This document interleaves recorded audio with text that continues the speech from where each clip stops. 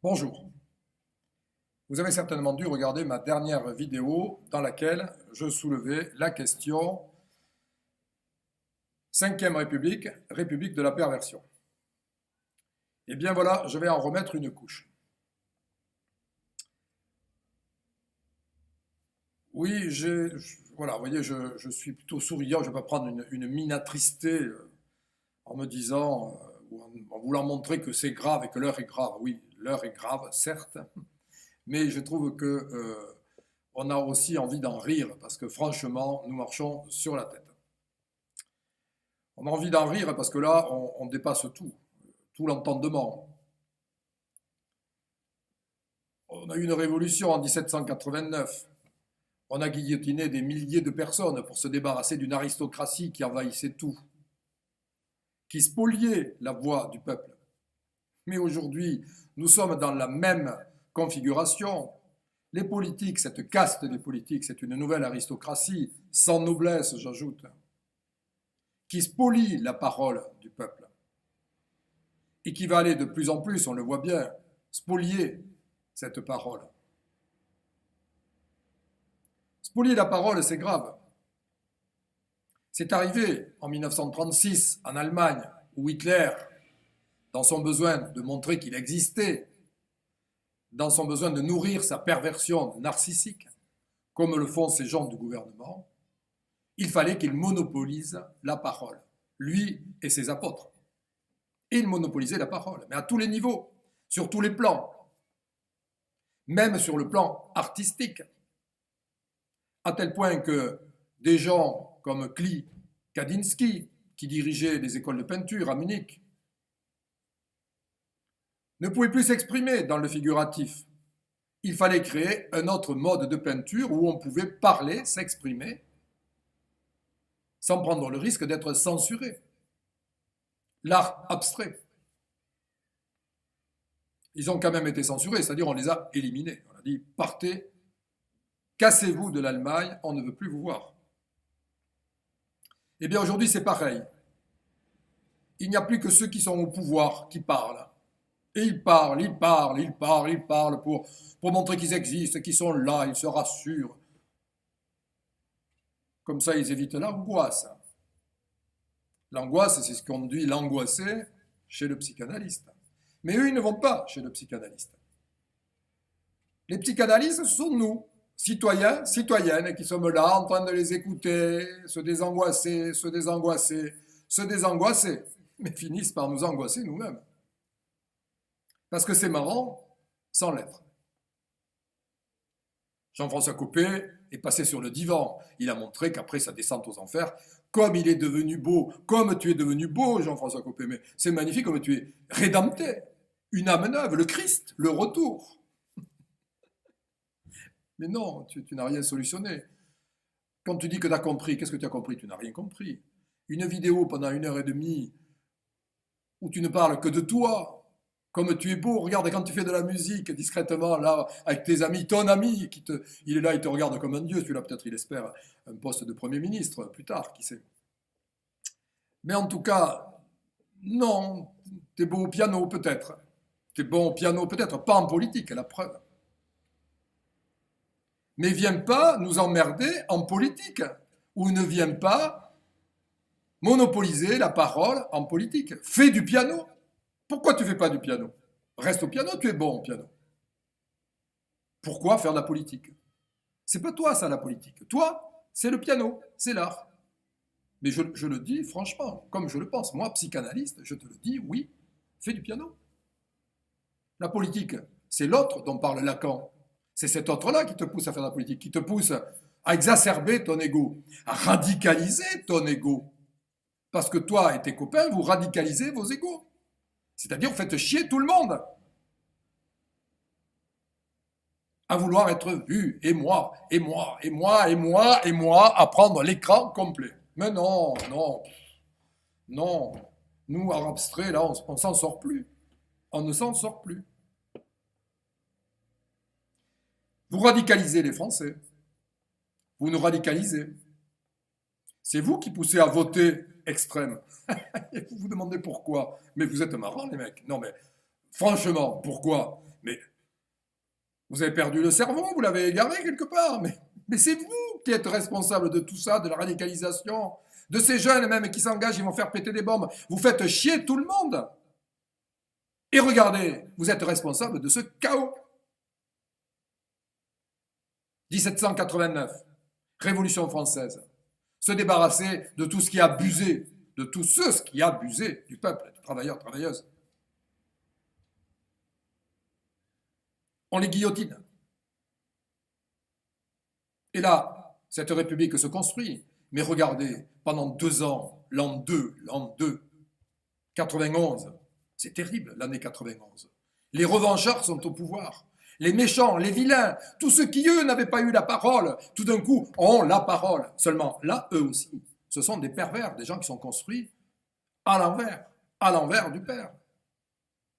Des pervers narcissiques qui ont besoin de reconnaissance, comme vous. Et ils monopolisent la parole. Et ils coupent les têtes. Ah, ils en coupent des têtes. Le plus grand pervers narcissique de l'époque, c'est Robespierre. Magnifique. C'est marrant que les médecins de l'époque, pas plus que les médecins d'aujourd'hui d'ailleurs, n'aient compris à quel point vous étiez dangereux et qu'il fallait vous interner. On l'aurait interné, on n'aurait pas connu la terreur. 2 années ensanglantées en France. Heureusement qu'on l'a guillotiné aussi. Sinon, ça ne se serait pas arrêté. Les modérés, ensuite, ont dit stop. Mais où on va? Vous savez qu'il a envoyé les députés dans toutes les petites communes françaises dans un schéma de radicalisation, vous aimez ce terme, entendez-le, radicalisation, pour éliminer tous ces aristocrates qui avaient fait tant de mal à la nation. Les mettre en prison, ça ne suffisait plus, les exécuter, les fusiller, ça ne suffisait plus. Ça me rappelle quelque chose d'ailleurs. En 40, 36, 40, c'était la même chose. Ça ne suffisait plus. Donc il fallait les éliminer. Eh bien, des petits malins ont trouvé la solution finale. On en prenait 100, 150, 200, hommes, enfants, femmes. On ficelait tout ça sur un bateau. Ça commençait sur la Loire.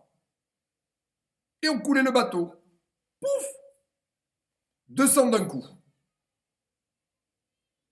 Même un qui a eu l'idée de mettre une espèce de petit bouchon. Pouf, on enlevait le bouchon, c'était automatique. C'était des bateaux qui étaient conçus pour ça. Et allez, on faisait couler tout ce beau monde. Radicalisation. Vous voyez, quand vous exacerbez le peuple, ce que vous provoquez derrière, de la radicalisation, de la haine qui vient prendre le pouvoir. Et puis là, ils le tiennent, ce pouvoir.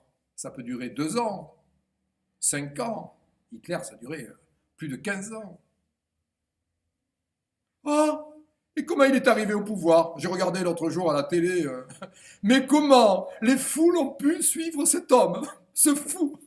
On se le demande. Comment nous, en ce moment, sommes capables? Comment on fait pour vous suivre, vous, les fous politiques qui nous dirigent? Comment est-ce qu'on fait? Mais c'est la question qui se pose. On marche sur la tête.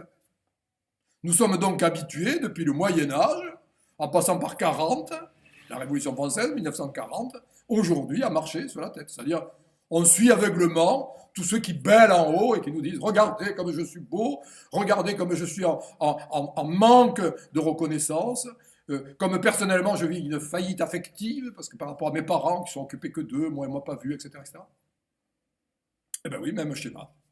Et vas-y, on recommence, comme en 40. Et c'est marrant parce que ces gens-là, en manque de reconnaissance, ils ne voient que quand ils se regardent, c'est du matin jusqu'au soir, ils se lèvent, se couchent, ils n'ont vu que moi. Ah, ne vous attendez pas à ce qu'ils vous voient vous. Non, le pervers narcissique ne se voit que lui. Comment voulez-vous qu'un gars qui dirige la France et ses sbires, qui ne voit que lui du matin au soir, s'intéresse à vous? Comment voulez-vous que votre perspective d'avenir soit? Ça n'est pas possible. Ça n'est pas possible parce qu'il ne voit que lui. Pas question de voir le papy, la mamie dans le square qui s'emmerde du matin de 8h jusqu'à 20h, 22h. qui espère que quelqu'un va lui adresser la parole, lui dire quelque chose, l'aider à continuer à vivre, à se rappeler de ses souvenirs, de sa jolie vie aussi, de ses moments difficiles, d'en parler avec quelqu'un. Ça ne les intéresse pas. Papy, mamie, ils s'en foutent. Il n'y a que le gars sur son fauteuil roulant, l'handicapé, qui passe et qui trace. Lui aussi, il a envie qu'on lui fasse coucou, qu'on lui parle, 2 mots. Tu n'es pas différent. Tu es un homme. Mais non, ils ne peuvent pas le voir. Peuvent pas le voir. Ils ne voient que cet agriculteur qui a passé toute sa vie à trimer dans ses champs, 300 € de retraite par mois. Comment voulez-vous qu'il le voie? Ils ne le voient pas. Ils ne pensent qu'à eux. Et tous ces gens qui souffrent physiquement, psychiquement, parce qu'ils ont perdu leur travail, parce qu'ils vont perdre leur travail, parce qu'ils ont des enfants.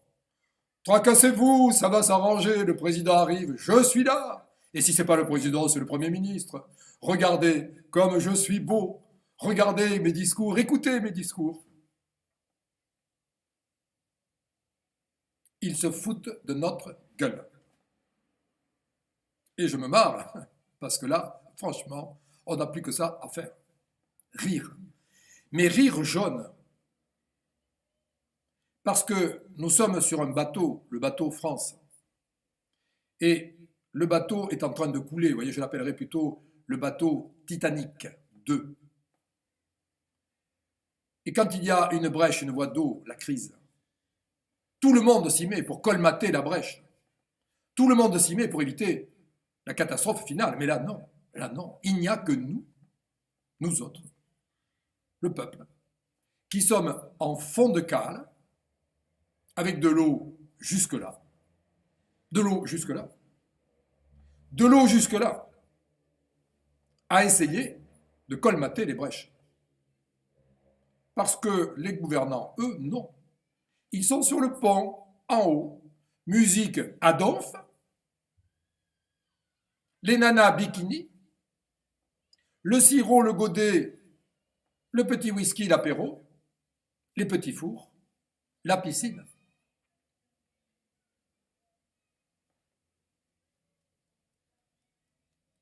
Problème. Gros problème. Le bateau droit dans le mur. Tout ça fait que le pervers, vous le voyez, il ne pense qu'à lui, qu'à sa gueule, pas celle des autres, donc pas la nôtre. Je vais vous parler d'Henri Tamier. Henri Tamier, instituteur, professeur d'histoire dans les classes de 6e et collèges d'enseignement généraux, communiste, mais il aurait pu être aussi socialiste ou de droite, ou je ne sais d'où, mais c'était l'homme qui était important, c'était l'homme qui comptait, qui s'intéressait à ses élèves. Il ne parlait pas de lui en classe, il parlait d'histoire. Moi j'aime l'histoire parce que je l'ai eu comme professeur. Et je suis ému de penser à lui. Un type bien, un mec bien. Vous savez, des gens qui vous impressionnent quand vous avez 12 ans, vous pensez à eux à 18 ans, à 20 ans, à 30 ans, à 40 ans, à 66 ans. Je penserai à lui jusqu'au bout. Lui et puis d'autres aussi. Je pense aussi à M. Dubois, par exemple, professeur d'histoire, professeur de mathématiques. Des gens qui ont une éthique, qui croient en quelque chose, qui vous donnent une direction, une voie, qui ont une voie, pas 36 voies, une. L'éthique, le respect des autres. Le pervers narcissique n'a aucune éthique, aucun respect des autres. Il ne pense qu'à lui. Tout est bon pour réussir, tout est bon pour se montrer, tout est bon pour se faire valoir. Ce n'est pas à ça que les Français aspirent. Les Français, ils veulent vivre dans un pays qui est beau, dans un pays qui tient la route, la France, avec une histoire fantastique, avec des gens fantastiques. Les gens ne veulent pas ça. Ils ne veulent pas être dirigés par des pervers narcissiques. Les pervers narcissiques, franchement, il y a des endroits où vous pouvez vous faire soigner, notamment chez les psychanalystes. Vous voyez, je fais de la publicité. Allez voir un psychanalyste, il vous aidera à vous sortir de votre névrose. Vous n'êtes pas obligé d'emmerder le peuple pour vous solutionner. Alors c'est vrai que là, il y a un problème, parce que ça montre bien que la Ve République, ou les républiques en général, mais c'est surtout cette Ve République, n'a pas imposé les garde-fous qui étaient nécessaires pour éviter que ces fous-là ne la pénètrent, ne l'infestent, ne l'infectent. Donc c'est bien à la source. Vous savez, comme quand Nietzsche disait les racines de l'arbre judéo-chrétien sont pourries, donc les fruits sont forcément pourris. On peut méditer sur ça aussi, par exemple. Mais Freud aussi parle de la source. Quand il parle de la pulsion, cette pulsion qui va exacerber des névroses, qui va radicaliser l'individu dans telle ou telle voie, eh bien peut-être qu'il faut revenir à la source. Source, but, objet, poussée. Revenir à la source, c'est comprendre qu'en fait, il ne s'agit pas, comme vous dites, messieurs les politiques, quand vous parlez, on va se remettre au travail. Non, surtout, ne vous remettez plus au travail. Jean-François Copé, par exemple, toi tu es bon au piano, fais du piano. Ne te mets plus en politique. Parce que quand tu te mets en politique, c'est que tu écoutes l'autre, comme dit Lacan, il parle de l'autre, cet autre-là, qui est en toi, cet ego, cet orgueil, qui veut prendre le dessus sur ce petit moi pianiste, qui est sympa d'ailleurs, petit moi pianiste. Coucou, il est joli, il est mignon, il a besoin de reconnaissance, on le voit. Bon, on t'aime, Jean-François Copé. Mais ne nous fais plus chier. Voilà. Laisse tomber la politique. Je ne te vise pas toi personnellement, je pense qu'il y en a plein d'autres, mais comme je t'ai vu à l'écran, à la télé, alors je le dis encore, et puis tu n'es pas tout seul parce qu'il y en a d'autres qui s'y mettent. La rédemption, les voilà, les Christ, le retour. Mais il n'y a rien qui retourne, c'est toujours pareil, toujours le même, besoin de reconnaissance, l'ego, papa, maman, allez questionner vos parents, voilà, allez faire chier vos parents, mais ne nous emmerdez plus. Bon, Copé est au piano, c'est bon. Je ne sais pas qui c'est qui sera à la contrebasse. En attendant, vous le voyez, il y a un grand changement à opérer parce que nous voulons vivre en paix. Nous voulons vivre bien dans une nation qui ne demande qu'à s'ouvrir. S'ouvrir, vous savez ce que ça veut dire le mot s'ouvrir? S'ouvrir, c'est pas se fermer. Se fermer, c'est quand on a peur. On a peur de tout. Du coup, on régresse, on fait marche arrière. Je ne crois pas que priver certains individus du droit de nationalité, ce soit faire un grand bond en avant. Je pense qu'au contraire, là, on marche en arrière, sur la tête aussi, parce que là, quand même, franchement, mais qu'est-ce que c'est? Qui a pensé ça, quoi? Quel est le dingue qui a pensé à ça? Et comment se fait-il qu'une poignée de politiques suivent ça et votent ça? Mais les mecs, où est-ce que vous êtes là? Ça va pas. Ça va pas bien. Ça ne va pas bien. À droite comme à gauche. Quand le Front National a eu ses résultats, je me souviens dernièrement, je ne sais pas si vous avez regardé, parce que je regarde un petit peu la tronche des gens quand ils ont les résultats. Alors la gauche, la droite, le Front National, il n'y en a qu'un qui a versé une larme. Voilà, il est à gauche. Mélenchon, il était sincère sur le coup, je le crois. Je crois repérer les gens sincères. Je crois qu'il était sincère, pas forcément à suivre dans sa démarche, je ne fais pas la publicité pour Mélenchon, mais je crois qu'il était touché véritablement, parce qu'il était blessé, voilà. Pas lui dans son ego, mais blessé parce qu'il se disait, mais c'est pas cette France-là, quoi. Je ne comprends pas, je ne comprends pas ce qui se passe.